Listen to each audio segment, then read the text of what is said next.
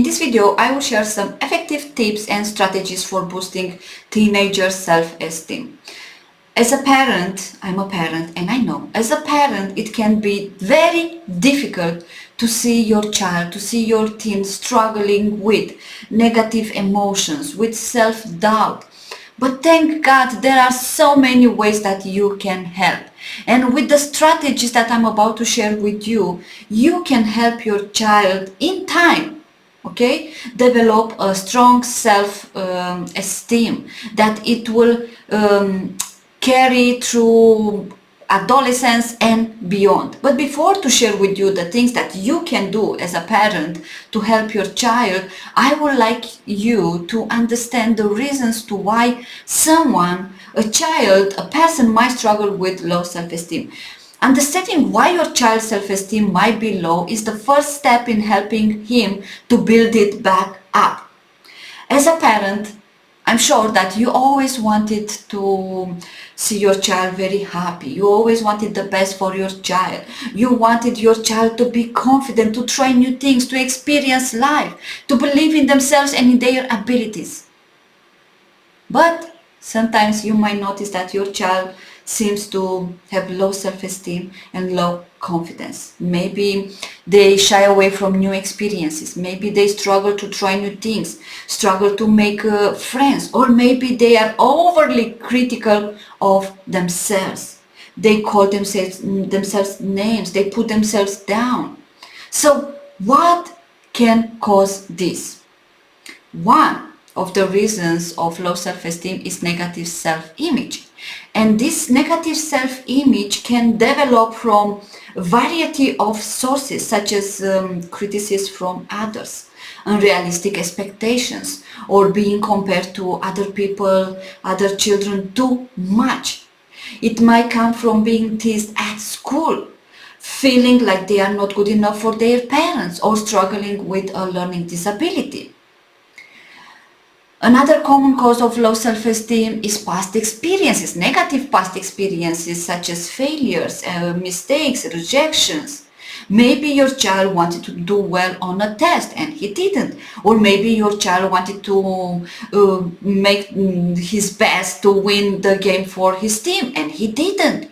These negative experiences can leave lasting impressions on children and cause them to doubt their abilities. And that's happening because they have some beliefs, destructive beliefs, not very good beliefs, that failures or mistakes are bad thing. It means something bad about them. So they need to work on this. Finally, it is important to consider the role of nature versus nurture.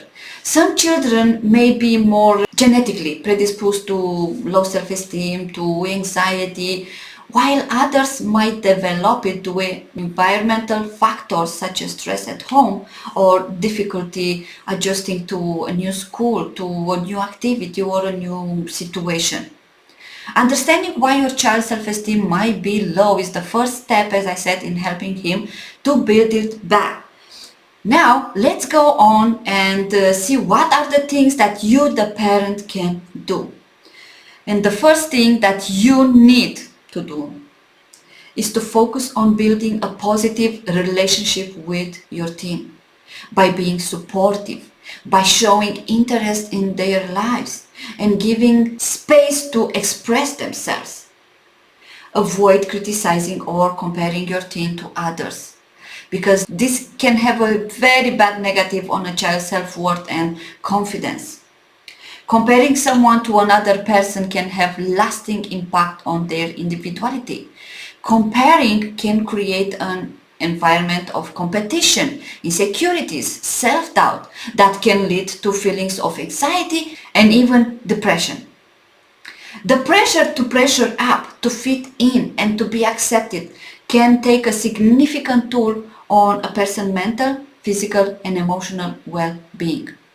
And if the comparison is done constantly, it can have damaging long-term effects on personal growth and how being stuck in the mindset of comparison can stop a person from learning, from experiencing things, from taking risks, and ultimately to grow.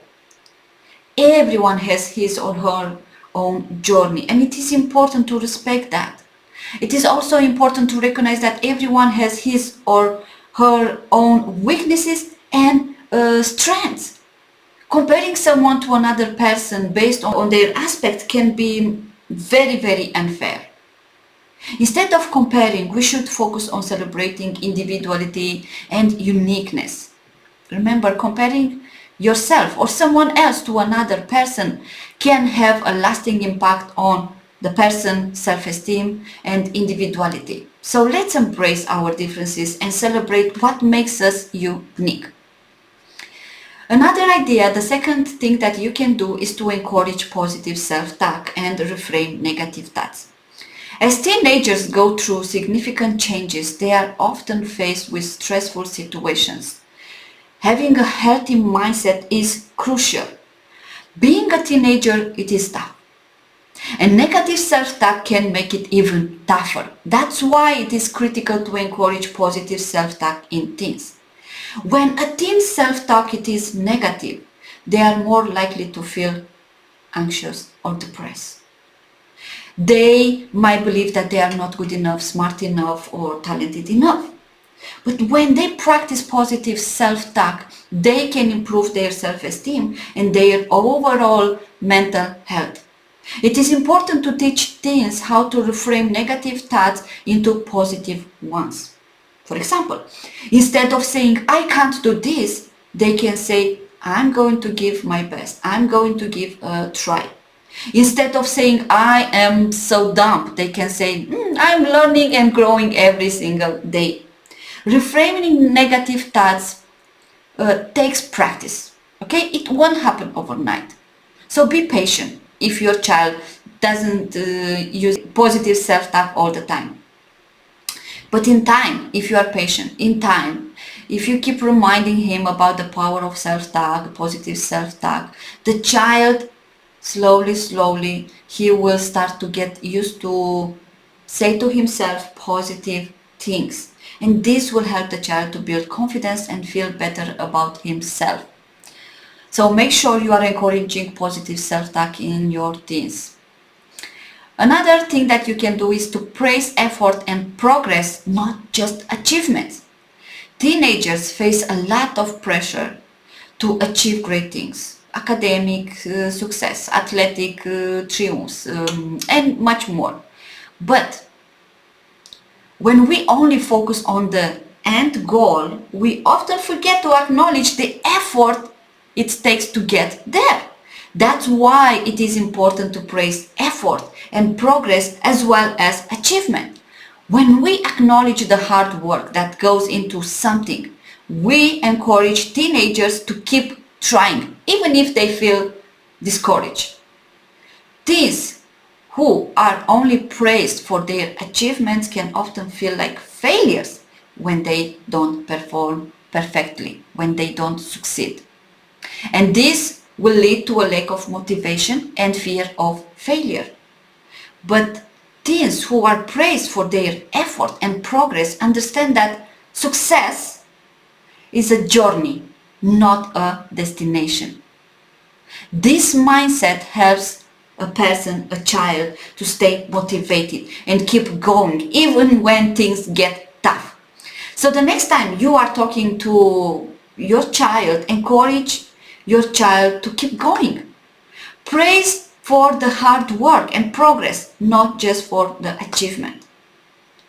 You might just be helping the child to develop a growth mindset that will serve for the rest of his life if you do this. Another idea is modeling self-confidence and positive self-talk yourself. Yes. As adults, we often underestimate the impact our behaviors has on the people around us.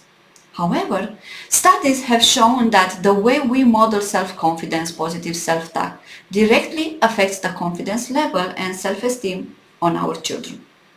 When we ourselves show confidence in our abilities and speak kindly to ourselves, we demonstrate to teens that it is okay to do the same. On the other hand, when we speak negatively about ourselves or constantly put ourselves down without even realizing, teens will do the same and they will believe that it is okay to do that. By modeling positive self-talk, self-confidence, we give our children the tools they need to navigate the world with confidence and resilience. We show them that it is natural to fail, to stumble, to make mistakes, but those mistakes do not define us. And we can learn from those failures and mistakes. We also teach them that they are worthy of love and respect and that they can achieve their goals and dreams with determination. In conclusion, modeling self-confidence and positive self-talk, it is essential in building confident, resilient children. So let's make sure we lead by example and show them that they are capable of doing things, deserving and enough. When teens cannot do these things by themselves, you can ask for support. There are benefits of asking for support. When teens receive professional support for low self-esteem, they often experience several benefits. They gain a deeper understanding of why they feel the way they feel. And they also learn coping mechanisms to manage their thoughts, their emotions. They also develop better communication skills and improve their relationships with others. A person who is qualified in helping people, children who struggle with low self-esteem, with low confidence, anxiety, can help them identify and address these issues, which can have a significant impact on your teen mental health and the quality of life. Seeking help from a professional, it is vital when it comes to your teen low self-esteem, because the professional have expertise, skills and resources to provide the necessary support and intervention that your teen needs to improve and to regain their self-worth and self-confidence to overcome anxiety. So, if you need my help, don't hesitate to reach out and seek help today. That's all for today. I hope these ideas, it will help you. They do help. They do work. It's just that we parents need to be more patient. We parents need to understand that a habit, it needs time to change. So it doesn't matter if you tell your child 20 times use positive self-talk and he uses negative self-talk. You remind yourself it's just a habit. And I need to keep calm and I need to empathize with my child. I need to support my child, and in time he will change his self-talk. He will talk positively about himself. He will feel better about himself. Thanks for watching.